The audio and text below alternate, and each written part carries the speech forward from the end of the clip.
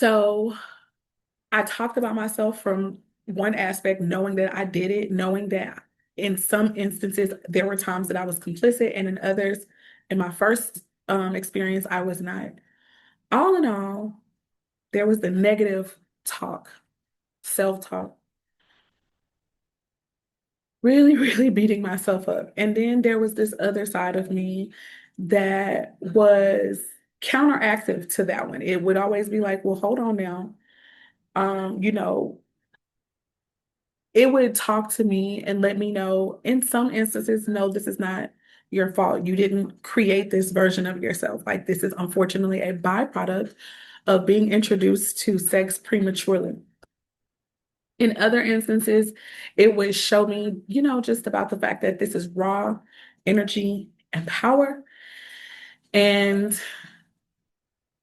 people outside of me can sense this power. They can sense it, and they are not always able to control themselves, which that's their battle. You understand? So it also encouraged me to know that I was worthy, that I was um, not worthless because I had been damaged in that way, quote unquote, damaged goods. And this was an ongoing conversation, right? We have good days and bad days.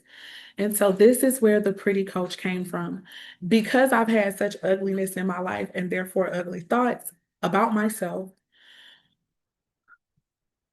about the world, those had to be counteracted with the light in me.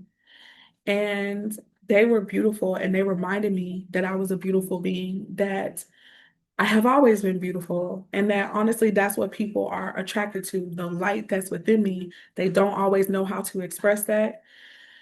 And some people's sole intent is to extinguish it for their own reasons, but that's what people are attracted to. And that there's nothing wrong with me to have that light, but I have to be mindful and be considerate and careful about it. So that's where the pretty coach came from. I wanted to always talk about beauty because I enjoy being beautiful. But after that happened to me, it caused me to hide, it caused me to want to, do the opposite of whatever was girly, you know? So I began to cover my body.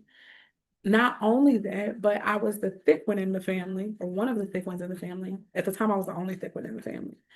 And I was often told to cover up my body because I was voluptuous and curvy,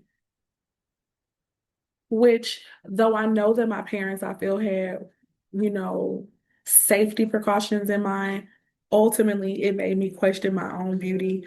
It made me wonder, why did I have to cover up? I would be upset about it. But then on the other hand, I'd be like, well, I tried to turn it around and make it a positive thing.